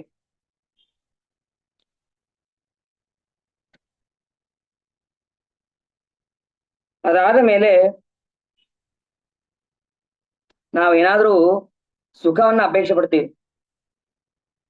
ಆ ಸುಖವನ್ನ ಅಪೇಕ್ಷೆ ಪಟ್ಟಾಗ ಅದಕ್ಕೆ ಕರ್ಮಗಳು, ನಾವು ಯಾವ ಅಪೇಕ್ಷೆಯನ್ನು ಪಡ್ತೀವೋ, ಯಾವ ಸಮಯಕ್ಕೆ ಏನಾಗಬೇಕು ಅಂತ ಅಪೇಕ್ಷೆ ಇರುತ್ತೋ ಅದು ಆಗಲ್ಲ. ಯಾಕೆ? ಅದು ಭಗವಂತನ ಅಧೀನ ಅಂತ ಅನ್ನೋದು ಇದರಿಂದನೂ ಗೊತ್ತಾಗತ್ತೆ. ಭಗವಂತ ಸರ್ವೋತ್ತಮ ಅಂತ ಅನ್ನೋದು, ಸರ್ವತಂತ್ರ ಸ್ವತಂತ್ರ ಅಂತ ಅನ್ನೋದು ಗೊತ್ತಾಗತ್ತೆ. ನಮಗೆ ಬೇಕಾದಾಗ ಈಗ ಏನೋ ಒಂದು ವಸ್ತು ಬೇಕಾಗಿರುತ್ತೆ. ಯಾವ ಸಮಯದಲ್ಲಿ ಬೇಕಾಗಿರುತ್ತೋ ಆ ಸಮಯದಲ್ಲಿ ಆ ವಸ್ತು ಸಿಗೋದಿಲ್ಲ. ಅವಾಗ ನಾವು ಏನು ಅಂತ ಗೊತ್ತಾಗತ್ತೆ, ನಾವು ಅಸ್ವತಂತ್ರ ತಮರು ಅಂತ ಅನ್ನೋದು ಗೊತ್ತಾಗತ್ತೆ. ನಾವು ಅಸ್ವತಂತ್ರರು ಅಂತ ಗೊತ್ತಾದ ಮೇಲೆ ಸ್ವತಂತ್ರನಾದವನು ಇನ್ನೊಬ್ನು ಇದ್ದಾನೆ ಅಂತ ಅನ್ನೋದು ಗೊತ್ತಾಗತ್ತೆ. ಅದು ಯಾರು? ಬೇರೆ ಯಾರು ಅಲ್ಲ, ಭಗವಂತ ಮಾತ್ರ ಅಂತ ಅನ್ನೋದು ನಾವು ಇಲ್ಲಿ ತಿಳಿಯಬಹುದು. ನಚ ಕರ್ಮ ವಿಮಾಮಲ ಕಾಲ ಗುಣ ಪ್ರಭೃತೀಶ ಮಚಿತ್ತನು ತದ್ದಿಯತಃ ಚಿರಚಿತ್ತನು ಸರ್ವ ಮಸೌತು ಹರಿಹಿ ಯಮ ಏದಿತಿ ವೈದಿಕ ಮಸ್ತಿ ವಚಃ.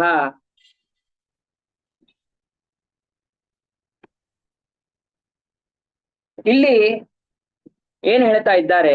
ಭಗವಂತ ಸರ್ವೋತ್ತಮ ಅಂತೇನೋ ಹೇಳಿದ್ವಿ, ಸರ್ವತಂತ್ರ ಸ್ವತಂತ್ರ ಅಂತೇನೋ ಹೇಳಿದ್ರಿ ನೀವು. ಆದ್ರೆ ಬೇರೆ ವಾದಿಗಳೆಲ್ಲರೂ ಕೂಡ ಏನ್ ಹೇಳ್ತಾರೆ? ಕರ್ಮ ಅದು ಕಾರಣ ಅಂತ ಹೇಳ್ತಾರೆ. ಇನ್ನ ಕೆಲವೊಬ್ರು ಅವಿದ್ಯೆ ಅದು ಕಾರಣ ಅಂತ ಹೇಳ್ತಾರೆ.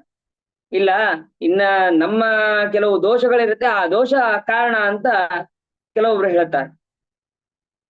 ಅದು ಅಲ್ಲ, ಈ ಕಾಲ, ಈ ರಾಹುಕಾಲ, ಯಮಗಂಡ ಕಾಲ, ಇದೆಲ್ಲವೂ ಕೂಡ ಕಾರಣ ಅಂತ ಕೆಲವೊಬ್ರು ಹೇಳ್ತಾರೆ. ಅದಕ್ಕೆ ಕಾರಣ ಅಂತ ಹೇಳ್ತಾರೆ. ಆದ್ರೆ ಅದ್ಯಾವುದು ಕೂಡ ಅಲ್ಲ. ಯಾಕೆ ಅಂತಂದ್ರೆ ಅದೆಲ್ಲವೂ ಕೂಡ ಏನಾಗಿದೆ? ಜಡ ಸ್ವರೂಪ ಅಂತ ಆಗಿದೆ. ಕಾಲ ಅದೇನಾದ್ರೂ ಹೋಗಿ ನಿಯಮನ ಮಾಡಕ್ಕಾಗತ್ತಾ? ಕರ್ಮ, ಆ ಕರ್ಮ ಅಂತನ್ನುವಂತಹ ಪದಾರ್ಥ ಹೋಗಿ ನಿಯಮನೆ ಮಾಡಕ್ಕಾಗತ್ತಾ? ಮಾಡೋದಕ್ಕಾಗೋದಿಲ್ಲ. ಆದ್ರೆ ಈ ಭಗವಂತ ಏನಾಗಿದ್ದಾನೆ? ಚೇತನ, ಅಚೇತನ, ಜಡ ಇದೆಲ್ಲದಕ್ಕೂ ಕೂಡ ನಿಯಮನ ಮಾಡುವವನಾಗಿದ್ದಾನೆ ಭಗವಂತ. ಅದನ್ನ ನಾವು ಈ ವಾಕ್ಯಗಳ ಅಷ್ಟೇ ಅಲ್ಲ, ವೈದಿಕ ವಾಕ್ಯಗಳಿಂದಲೂ ಕೂಡ ನಾವು ತಿಳಿಯಬಹುದು ಅಂತ ಅನ್ನೋದನ್ನ ಈ ಶ್ಲೋಕದಲ್ಲಿ ತಿಳಿಸ್ತಾ ಇದ್ದಾರೆ. ಏನು ಈ ಶ್ಲೋಕದ ಅರ್ಥ ಸರಿಯಾಗಿ ಆಗೋದಿಲ್ಲ, ಏನಪ್ಪಾ ಕರ್ಮ ಅವಿದ್ಯಾ ದೋಷ ಸರಿಯಾಗಿ ಅರ್ಥ ಆಗೋದಿಲ್ಲಲ್ಲ ಅಂತಂದ್ರೆ ಅದಕ್ಕೆ ಹೇಳ್ತಾರೆ, ನಾವು ಬಯಸಿದ್ದೆಲ್ಲ ಈಡೋರಿದಿಲ್ಲ. ಯಾಕೆ ಅಂತಂದ್ರೆ ಅದಕ್ಕೊಂದು ಕಾರಣ, ಏನೋ ಒಂದು ಕಾರಣ, ಅದಕ್ಕೆ ಶ್ರೀರಣೇ ಕಾರಣ ಅಂತ ತಿಳಿಬೇಕಾ? ಅಲ್ಲ. ಕರ್ಮ, ಅವಿದ್ಯ, ದೋಷ, ಕಾಲ, ಗುಣ ಮೊದಲಾದಂತಹ ಕಾರಣದಿಂದ ಇವುಗಳಿಂದ ನಮಗೆ ಸರಿಯಾದಂತಹ ವಸ್ತು, ನಾವು ಬಯಸಿದಂತಹ ವಸ್ತು ಪದಾರ್ಥ ಸಿಕ್ಕಿಲ್ಲ ಅಂತ ತಿಳಿಯಬಹುದಲ್ಲ ಅಂತ ಪ್ರಶ್ನೆ ಮಾಡಿದ್ರೆ ಅದಕ್ಕೆ ಇಲ್ಲಿ ಸಮಂಜಸವಾದಂತಹ ಉತ್ತರವನ್ನ ಕೊಡ್ತಾರೆ.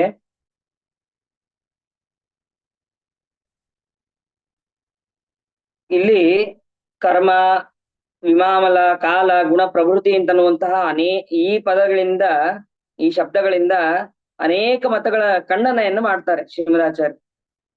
ಯಾವ್ದ್ಯಾವ್ದು ಅಂತಂದ್ರೆ, ನಾವು ಮಾಡಿದ ಕರ್ಮ ಕಾರಣ ಅಂತನ್ನೋದು ಮೀಮಾಂಸಕರ ವಾದ, ಅವಿದ್ಯಾ ಕಾರಣ ಅಂತನ್ನೋದು ಮಾಯಾವಾದಿಗಳ ವಾದ, ಕಾಲ ಕಾರಣ ಅಂತನ್ನೋದು ಜ್ಯೋತಿಷ್ಯರ ವಾದ, ಸತ್ವ, ರಜಸ್ತಮ, ತಮಸ್ಸೆಂಬಂತಹ 3 ಪ್ರಕೃತಿಯ ಗುಣಗಳ ಕಾರಣ ಅಂತನ್ನೋದು ಸಾಂಖ್ಯರ ವಿಚಾರ. ಅಂದ್ರೆ ನಾವು ಮಾಡಿದಂತಹ ಪುಣ್ಯ ಪಾಪರೂಪವಾದಂತಹ ಕರ್ಮಗಳಿಂದಾಗಿ ನಮಗೆ ಬಯಸಿದ್ದು ಸಿಗ್ತಾ ಇಲ್ಲ ಅಂತನ್ನುವಂತಹ, ಅಥವಾ ಅವಿದ್ಯೆಯ ಪ್ರಭಾವ, ನಮ್ಗೇನೋ ಒಂದು ದೋಷ, ಆ ದೋಷದಿಂದ ನಮಗೆ ಸಿಗ್ತಾ ಇಲ್ಲ. ಅದರಂತೆ ಈ ರಾಹುಕಾಲ, ಗುಳಿಗಾಲ, ಯಮಗಂಡ ಕಾಲ, ಇದು ಗ್ರಹಗತಿ ಸರಿಯಾಗಿಲ್ಲ ಅಂತನೂ ಕಾರಣ ಆಗಿರಬಹುದಲ್ಲ ಅಂತ ಬೇರೆ ಬೇರೆ ಮತದವರೆಲ್ಲರೂ ಕೂಡ ಹೇಳಿದ್ರೆ ಅದ್ಯಾವುದೂ ಕೂಡ ಸರಿಯಲ್ಲ. ಸರಿಯಾದದ್ದೇನು ಅದನ್ನ ಶ್ರೀಮದಾಚಾರ್ಯ ಈ ಶ್ಲೋಕದಲ್ಲಿ ತಿಳಿಸ್ತಾರೆ. ಶ್ಲೋಕ ನೋಡಿದ್ರೆ ನಮಗೆ ಗೊತ್ತಾಗೋದಿಲ್ಲ, ವ್ಯಾಖ್ಯಾನದಲ್ಲಿ ತಿಳಿಸ್ತಾರೆ.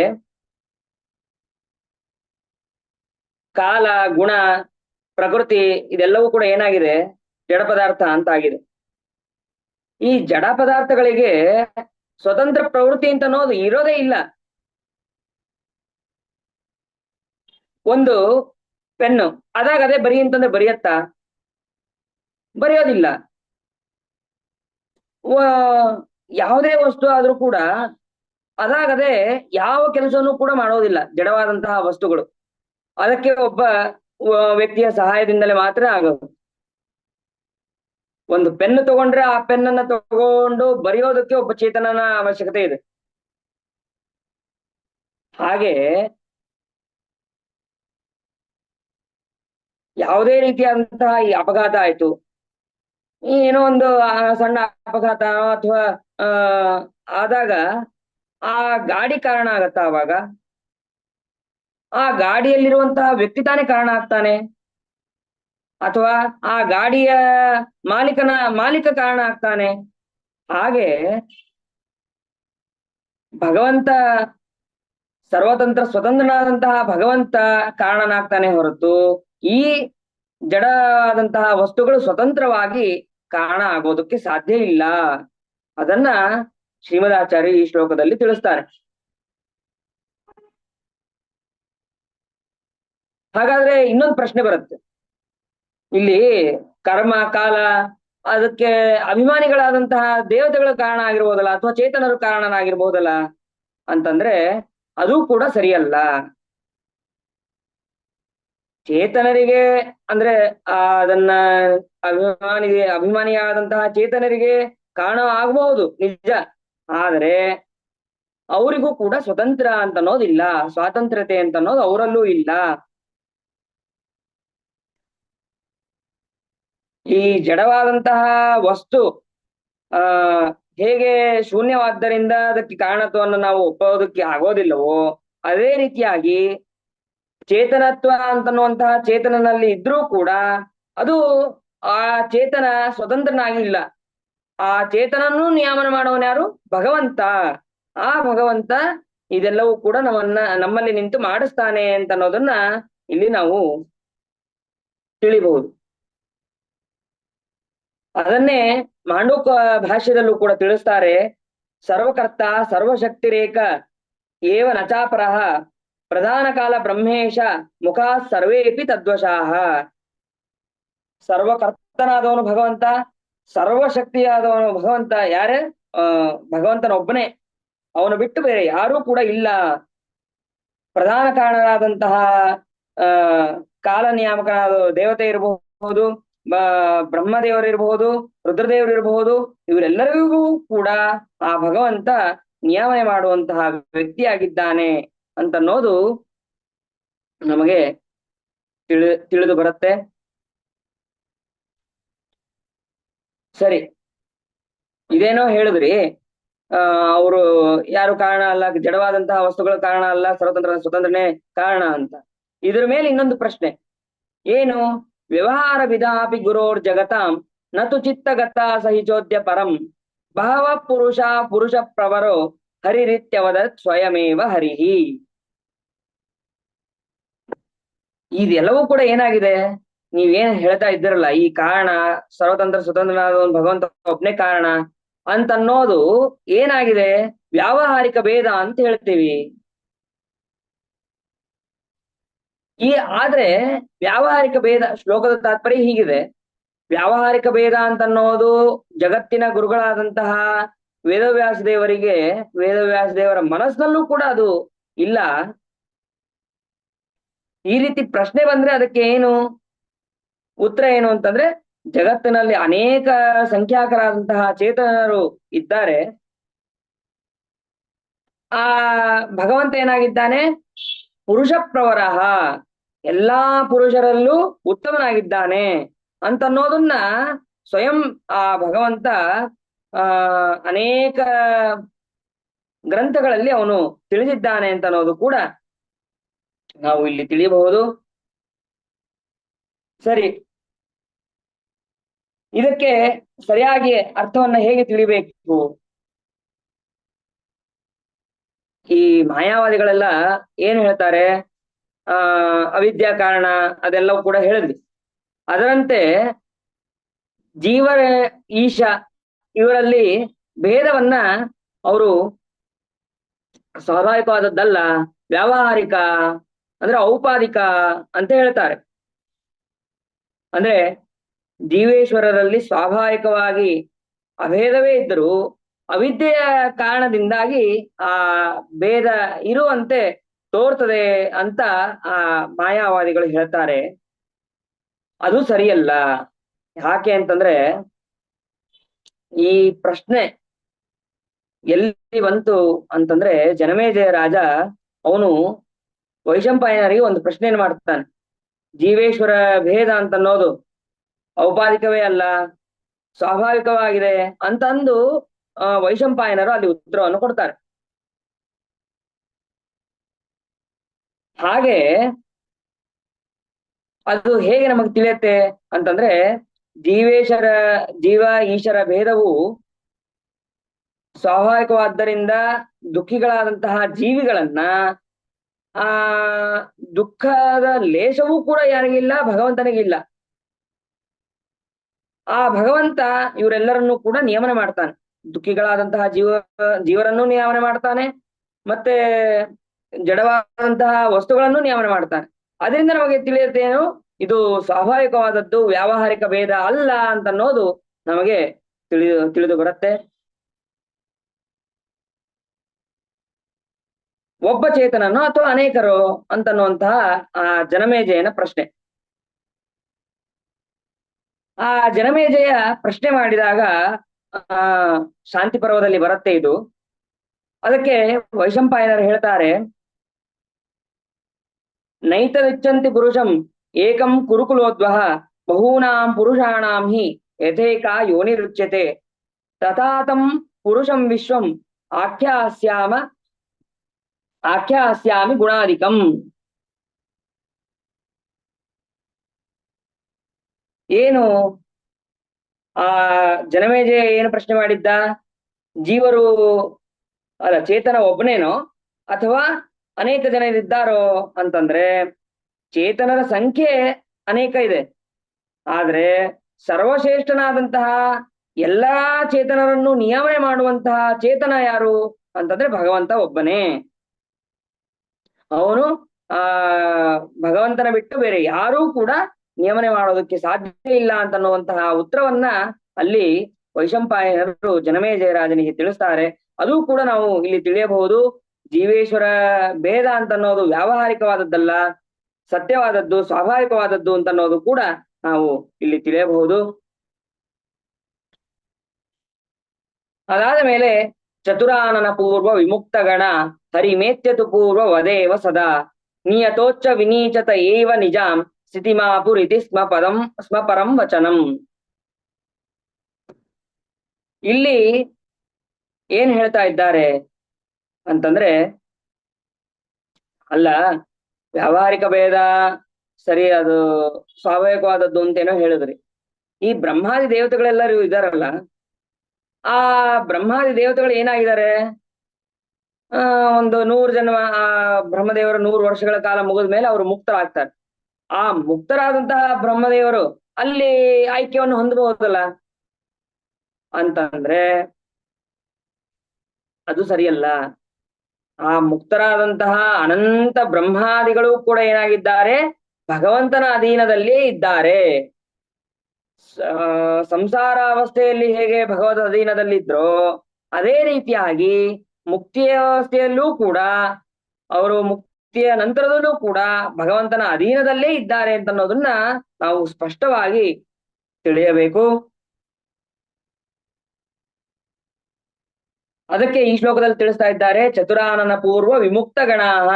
ಆ ಚತುರ್ಮುಖನಾದಂತಹ ಬ್ರಹ್ಮದೇವರೇ ಮೊದಲಾದಂತಹ ಮುಕ್ತರ ಗುಂಪು ಏನಿದೆಯೋ, ಗುಂಪುಗಳು ಆ ಭಗವಂತನನ್ನ ಹೊಂದಿದ ಮೇಲೆ ಕೂಡ ಪೂರ್ವತ ಏವ ಅಂದ್ರೆ ಹಿಂದಿನಂತೆಯೇ ಸಂಸಾರ ಜೀವರಲ್ಲಿ ಇದ್ದಾಗ ಹೇಗೆ, ಸಂಸಾರಾವಸ್ಥೆಯಲ್ಲಿ ಇದ್ದಾಗ ಹೇಗೆ ಅವರು ಭಗವಂತನ ಅಧೀನದಲ್ಲಿದ್ರು, ಅದೇ ರೀತಿಯಾಗಿ ಭಗವಂತನ ಅಧೀನದಲ್ಲೇ ಇದ್ದಾರೆ ಅಂತ ಅನ್ನೋದು ಮುಕ್ತಿಯ ಅವಸ್ಥೆಯಲ್ಲೂ ಕೂಡ ತಮ್ಮ ತಮ್ಮ ತಾರತಮ್ಯಕ್ಕೆ ಅನುಗುಣವಾಗಿ ಭಗವಂತನ ಅಧೀನದಲ್ಲೇ ಇದ್ದಾರೆ ಅಂತ ಅನ್ನೋದು ನಾವು ಸ್ಪಷ್ಟವಾಗಿ ತಿಳಿಯಬಹುದು. ಆ ವಾಕ್ಯವನ್ನ, ಆ ವಿಷಯವನ್ನ ಈ ಶ್ಲೋಕದಲ್ಲಿ ನಮಗೆ ಶ್ರೀಮದ್ ಆಚಾರ್ಯರು ತಿಳಿಸ್ತಾ ಇದ್ದಾರೆ. ಅದನ್ನೇ ಭಾಗವತ ತಾತ್ಪರ್ಯದಲ್ಲೂ ಕೂಡ ಒಂದು ವಾಕ್ಯ ಬರುತ್ತೆ. ಶ್ರೀ ಬ್ರಹ್ಮ ಬ್ರಾಹ್ಮೀ ವಿಂದ್ರಾದಿ ತ್ರಿಕತ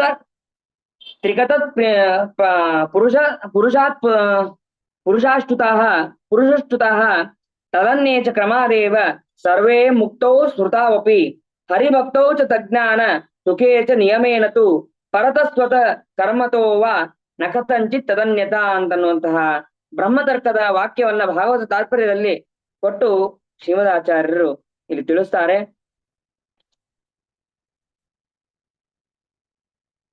ಅದಾದ ಮೇಲೆ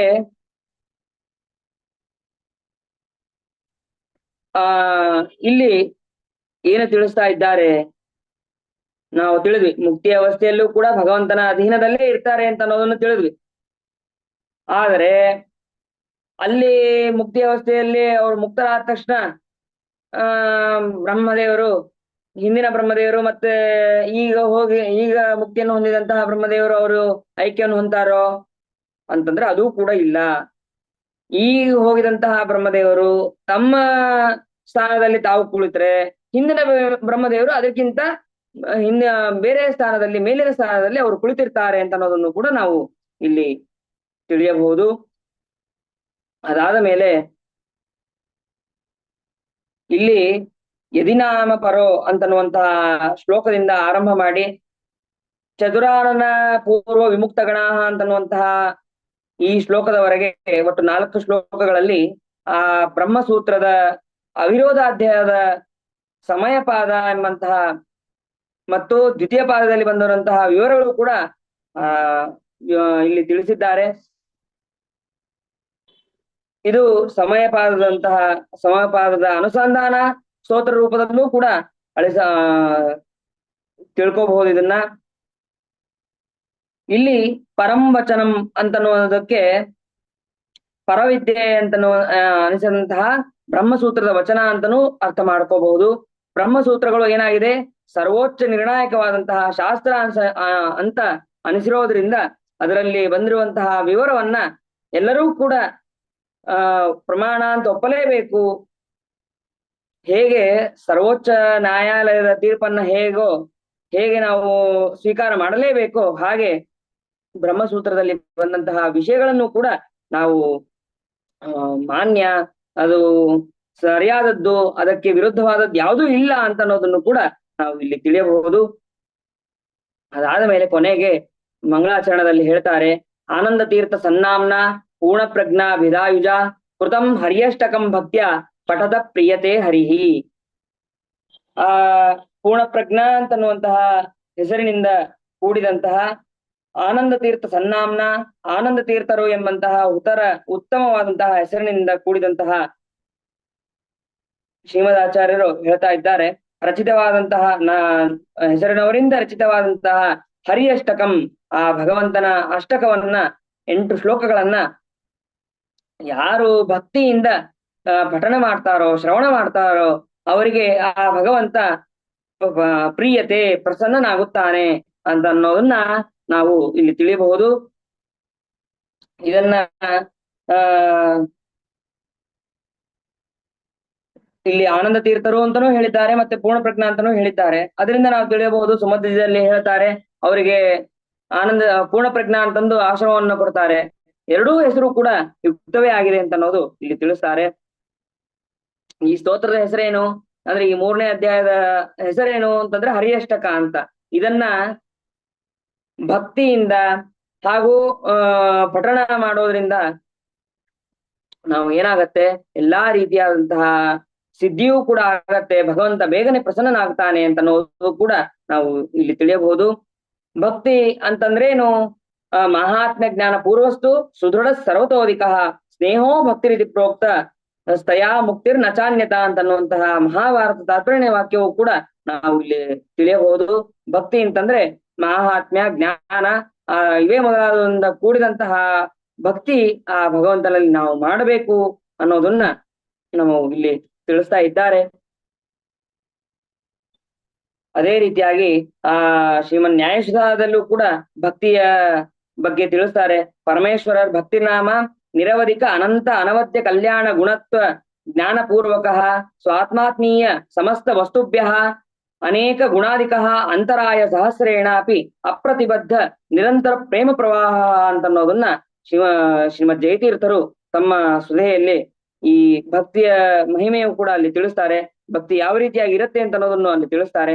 ಅಂತಹ ಶುದ್ಧವಾದಂತಹ ನಿರ್ಮಲವಾದಂತಹ ಭಕ್ತಿಯಿಂದ ನಾವು ಭಗವಂತನನ್ನ ಸ್ತೋತ್ರವನ್ನು ಮಾಡಿ ನಾವು ಕೇವಲ ವಿಷಾಹಾರ ಮಾತ್ರವನ್ನ ಮಾಡ್ಕೊಳ್ಳೋದಷ್ಟೇ ಅಲ್ಲ, ನಮ್ಮಲ್ಲಿರುವಂತಹ ಕಾಮಾದಿ ದೋಷಗಳನ್ನು ಕೂಡ ನಾವು ಪರಿಹಾರವನ್ನು ಮಾಡ್ಕೋಬೇಕು ಅಂತ ಈ ಸ್ತೋತ್ರದ ಮುಖಾಂತರ ಶ್ರೀಮದ್ ಆಚಾರ್ಯರು ನಮಗೆ ತಿಳಿಸಿಕೊಟ್ಟಿದ್ದಾರೆ. ಈ ಸ್ತೋತ್ರದಲ್ಲಿ ಹೇಳೋದು ಬಹಳ ಇತ್ತು, ಆದ್ರೆ ಸ್ವಲ್ಪ ಸಮಯದಲ್ಲಿ ನನಗೆ ತಿಳಿದಷ್ಟು ನಾನು ತಿಳ್ಕೊಂಡಷ್ಟು ಯಥಾಶಕ್ತಿಯಾಗಿ ಹೇಳುವ ಪ್ರಯತ್ನವನ್ನು ಮಾಡಿದ್ದೇನೆ. ಇದರಲ್ಲಿ ದೋಷಗಳೇ ಬಹಳ ಇದೆ. ಆ ದೋಷಗಳೆಲ್ಲವೂ ಕೂಡ ನನ್ನದು.